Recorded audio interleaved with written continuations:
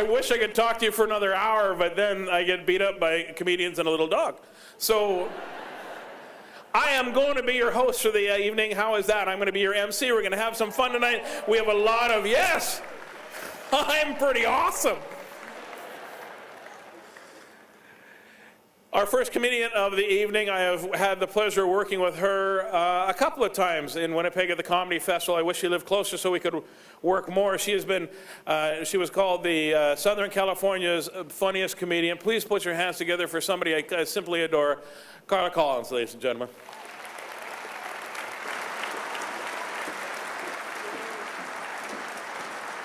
You look like the number 10 standing next to each other. Keep it going for Big Daddy Taz. I just want to spoon him. He's like three of my favorite icons, like a hipster Colonel Sanders, and he's wearing a Han Solo vest, and maybe the non-racist Duck Dynasty brother. That's what I think we're... Hi, how are you?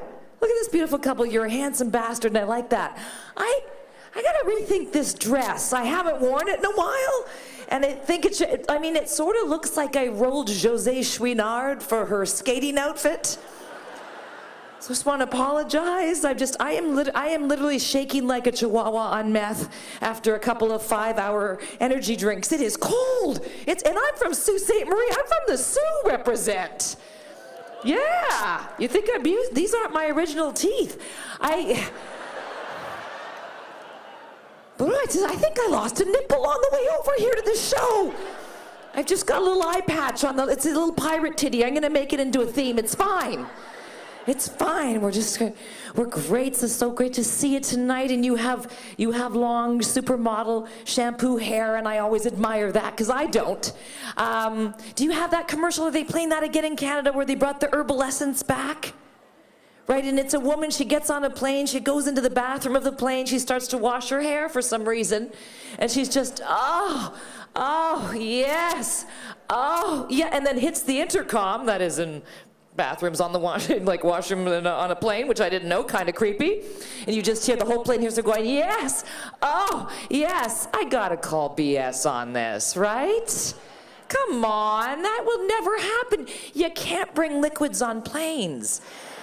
So I don't know what she's talking about. I want to get something out of the way with right away because I'm living in the United States now, right?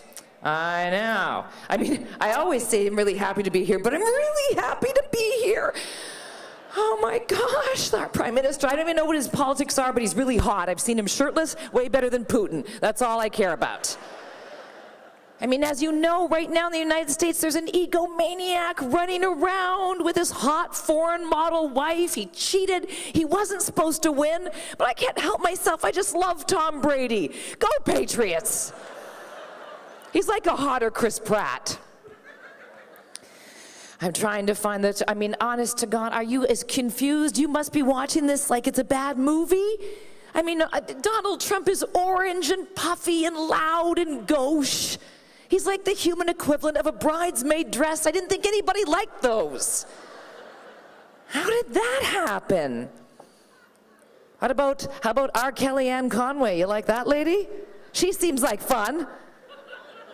She seems like Kate Gosselin put through a fruit dryer. Like, I'm really worried about her because every time she lies, her right eye closes just a little bit more, right? Bowling Green Massacre, alternative facts. But I think with any of these situations, you have to look for the good, right? That's why we're here tonight. We have to look for the good. And I found it, ladies and gentlemen, and her name is Melania. By the way, no one's seen her for about like a month. I'm kind of getting concerned. We should maybe go look for her. But I love Melania because I love accents. And she has that great accent, right? Like, my husband, Donald, he love America, and I'm going to stop the cyberbullying. And just once in one of her speeches, I want her to end like this. And now, Mr. Powers, prepare to die. Wouldn't that be a great thing? Right, because you can get away with anything when you have an accent. Haven't you noticed that? It's the best thing. Okay, so the other day, well, just before Christmas, I got booked to do a show at a dojo. It was a children's show. Didn't know that. 300 kids, age carriage to 18. Yeah, that was a bit nerve-wracking because I'm not Bimbo the Clown, and I wasn't sure what to do, so I just started dancing around and saying, "What did the fox say? Ding, ding, ding, ding, ding, ding, ding." You know, and I tried to assure the kids that one time it was going really well for me because I was valedictorian and prom queen and president of Students' Council. Thank you. Well, yeah, I was homeschooled, so not that big a deal, actually, when you think of it. And so I'm trying to think, how am I going to entertain the kids? And I remember that I do a killer Yoda impression. So I started up with my, "Luke, a Jedi Knight must be fast and strong and love you I." Right? It's pretty good. And that's when I was heckled by an 8-year-old, in case you wondered what rock bottom looked like. And he said, "Don't do Yoda, do Luke Skywalker." Who the hell does Luke Skywalker? I will give $100 to anybody here who could do a killer Luke Skywalker impression. I mean, even Mark Hamill doesn't do Luke Skywalker anymore. Did you see the latest Star Wars? He didn't talk. Couldn't remember. But then I remembered that I had kind of a pretty clean joke that I could tell, because is anyone here still watching Dancing with the Stars? You are? Yeah, I thought you might be the big O. I thought so. I mean, there should be like a question mark at the, like Dancing with the Stars, because I don't know who they have on there this season. I think it's Gary Busey and Alf. I'm not really sure, but the problem with Dancing with the Stars is that Bruno dude kind of took over the show, right? And he gets away with it because he has an accent. Because some poor little D-list actress dances her heart out, and they're like, "Bruno, what did you think?" He's like, "Well, my dear, you are like a ravenous hyena in heat, wandering across the Sierra under the hot desert sun, searching for her lost cub, but instead finding a horn in her armadillo and making mad, passionate love to it, like a pound of bacon, sizzling in the frying pan and rising like a phoenix from the ashes, like Stephen Nash, once of the Phoenix Suns, with the LA Lakers, now retired, yet still a white, sexy Canadian beast of a man. I'm Bruno." I don't even know if that's good. I don't speak fluent Bruno, but so when I was doing this, that same 8-year-old heckles me again and says, "Lady, he doesn't play for the Phoenix Suns anymore." And you know, sometimes you just snap, right? You just lost it. So I walked up to him and I said, "Listen to me, you little shit. I know he doesn't. Okay, because guess what? I'm Canadian too, just like Steve Nash, and I slept with them in the 90s. How do you think he got injured? Boom goes the dynamite." I don't have kids. I'd be happy to. I don't, but I am quite magical with them because I think, #science, here's my theory. I think that I'm kind of like a live-action version of Barbie. Okay, Ottawa. All right, you judgy little. I mean, if you've been drinking from a distance, obviously a Barbie where there's a little something off about her, like a Barbie you might find at the dollar store or Winners. Is that Barbie with a black eye? What the hell's going on? That looks weird. Because isn't everything just a bit off at Winners? Right? You know, when you're going to the checkout, you have to like last 45 minutes like you're at Canada's Wonderland, right? And you start to work up an appetite and you think, "Oh, I wouldn't mind a little something to eat. But I don't think I want a bag of Ziggy's escargot flavored kettle corn. What the hell? Let's have a Lay's potato chip in there." We have music lovers here? What did you think of Lady Gaga? Right? Amazing. I love Lady Gaga. I've loved her from the meat dress. She was my hero. The next day, I went out in a dress made entirely of chicken, and I was shunned because, well, I mean, what an idiot. You shouldn't wear white meat after Labor Day, but whatever. I love Lady Gaga. And I can't believe people body shamed her. I mean, for goodness sake, women, we have to stop this, okay? So this is just my little speech at this time of the night. We got to stop the body shaming, because you know it's just women. No guy is doing this. A guy looks down, if he can still see his junk, he's like, "I'm good. I'm going to go hit on someone." I think with ladies, this has happened since the beginning of all time. I think that basically Eve was on an apple cleanse. Right? This is how it always starts. That's everybody in LA is like, "Carla, you should go on a cleanse. You've been really depressed, you should go on a cleanse." And I'm thinking, what if toxins are the only things keeping me together? That might be the only thing holding me together. So basically, Eve goes on an apple cleanse, and she makes Adam go on it, and then the snake brings down all of humanity. I'm not that familiar with the Bible. I think it goes back to Virgin Mary, right? Because she was talking to Joseph. He seems like a good guy. And she was like, "Joseph, do these long drapey robes and sashes make my ass look big?" And he said, "No. I mean, obviously, God would still hit that."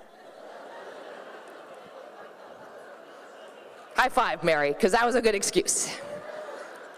And the thing is, you can't, ladies, it's like chasing a dragon, because a body, whatever is beautiful, is very subjective, and it's constantly changing, right? I mean, remember Rubens, when he was a painter and women were Rubenesque, they're just having a pint of Ben and Jerry's, and then they'd go and sit for their portrait, and Marilyn Monroe, arguably the most beautiful woman in the world. Can you imagine now? They'd be like, someone's bloated.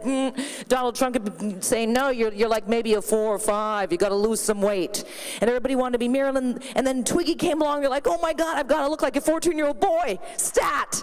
Holy cow, I don't know what to do. And then the 70s, I don't know what happened. There was just a lot of hair and hips. I'm not really sure. And then the 80s, there was chubby Madonna. And then people got in shape because Jane Fonda was like, I'm 60, bitches, look at my leg warmers. And then the 90s came, and it was Kate Moss, and she looks like Hangman with high heels, and she was a waif, and everybody had to get skinny again. And then lately, I don't know what's been happening, CrossFit, and then there's Nicki Minaj and the Kardashians, and I'm like, oh no, I need an ass. Somebody get me an ass. One I can put a couple drinks on. You'll never be able to catch up, as pretty soon be like, oh, you mean you don't have a beauty mark that looks like Pol Pot? Oh, you have to have a dictator mole, honey. That is, oh, look at Jennifer. She still has both breasts. So 2008. Put them together. Be a unicorn, bitch. Because basically, we're all going to look like scrambled eggs at some point. Except for maybe Christy Brinkley. What's going on? I would still do her. She's amazing. Do we have Beyonce fans in the crowd? I love Beyonce. I like when she was all the single ladies and everything. I don't know what she's doing now. I don't understand her. I'm not cool enough. What the hell was that pregnancy portrait about? She was in a veil. She was kneeling down on a grave. There's a car full of flowers. Why didn't her bra and panties match? She's got a lot of money.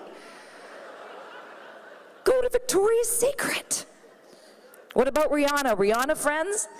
Yeah? Oh, Rihanna and I, well, obviously we're twinsies. We're twin bots. I mean, you know, we're both from the islands. Manitoulin in my case, but still. My worry about Rihanna is that, do you think she's just a puppet for the Illuminati?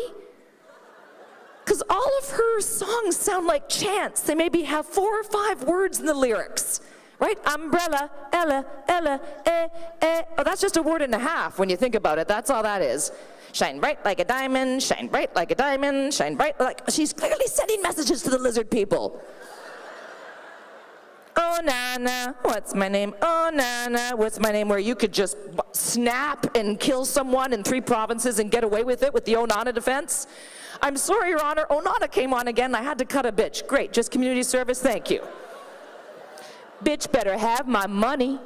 A bitch better have my... Bitch better write some lyrics. What, are you kidding me with this? You know, you gotta work, work, work, work, work. You really gotta dirt, dirt, dirt, dirt, dirt, la, la, la. Actual lyrics. Do you just become as hot and rich as Rihanna and you're like, screw it, I don't need language? And that brings me to our boy Drake. Where are the Drake fans at? Yeah. I love Drake. I mean, better than Biebs. Justin Bieber, though, I think he's on a better path now, right? He's not getting into trouble. He's gone into an acting career, which I think is terrific. He's going to play a young Anne Murray in her biopic, and I think, good for you, Drake. Good for you, Biebs, rather. But Drake, okay, I love him. He's literally on every song. I do. But I'm here to call BS on Drake. I really am. I mean, I don't think he's quite as, you know, street-worthy and gangsta as he tries to appear in his songs. I mean, his big hits started from the bottom, now the whole gang's here. Oh, come on, Drake, you're half Jewish and from the most expensive area of Toronto. What bottom are you talking about? I'm from the Sioux. I had a pet wolf. Seriously. You don't even know. I got enemies, got a lot of enemies. I got enemies. Who, Snake from Degrassi? What, you're a child star? Kidding me with this. You want to be gangster? You go Rob Ford. That guy is still releasing videos after his death like Tupac. Now that is... And I wanted to come here tonight because, and this is a tricky subject, but I went through depression for the first time because my mom passed away very unexpectedly a couple years ago now. And, you know, when something like that, and she was my whole life, like she was my best feature. You know, I mean, now I go with my eyes, obviously, but I found that nobody will talk about death, and grief is very, and it's gonna happen to all of us, right? But nobody, like people are very, I can tell your sphincters right now are like, me, and People, because you know the Grim Reaper is always in a hoodie, and I think people are racist. But and I got to be honest, I plummeted into a hell of a depression when that happened. I started doing weird crap. You know, my husband would just come home and find me just rocking back and forth naked, you know, in the living room, with just chanting Zeppelin lyrics, mustard smeared down my face. I just kept asking Siri if I was pretty. Siri, am I pretty? Am I pretty? Right? Just doing crazy stuff, like I stole a centerpiece from a mandarin. That's not right. One time I masturbated while driving. And I drive a school bus, so that was frowned upon. They didn't care for that. You go through this kind of craziness because people don't know how to handle deaths, right? They say the craziest thing. All of a sudden they compete with you. You're like, oh, that's nothing. I lost both my parents, 2 dogs, a janitor, the gardener, and our pet cat. And I'm like, oh, sorry, I didn't realize we're on a Japanese game show. Thank you. And then they say things like, Carla, look, a dragonfly. That's your mom. That's your mom. That hummingbird, that's a sign from your mom. And I'm like, what, are you kidding me? No, that's not a sign from her. Animals love me. I want an actual sign, okay? I want a glass of wine to pour itself. Then I know my mom's in the room. I want someone to buy my sitcom. I want a brunette anchor to appear on Fox News. I want Kathleen Wynne to cut my hydro bill in half. That's a sign I can deal with. I think I might just take that, because I think that's a sign for me to get off the stage. I think they're blinking at me to go. And I just want to tell you it's really a pleasure to be here. And like I say, talk about the taboo stuff. As Big Daddy Taz said, I like to make jokes. I'm making a lot of jokes about death. It's a great way for me to heal through this. And one of my favorites is that, I have a really crappy car in Los Angeles, so it's basically over for me. I might as well just have a Hotmail account. And like I'm driving a car that no longer exists. It's like driving a BlackBerry. But I'll end this with my mom's favorite joke for you. And my car is so old that when I fire it up, it sounds like a femme fatale from the 1940s. It's all, well, buckle up, it's going to be a bumpy ride, see? Hello, doll, I think you're swell. I think you're the cat's pajamas and the bee's knees, and I'm not going to put up with the whole malarkey. Now turn left here, because cheese of the fuzz. Let's go pay the 10 reds and have ourselves a Manhattan, because you're a swell-looking tomato, and I like your moxie. Look at the gams on you. Well, horse feathers. Traffic is crackers and bananas, Jiminy Crickets. It's a pretty good option. Thank you, guys. You've been great, Ottawa. Have a wonderful night.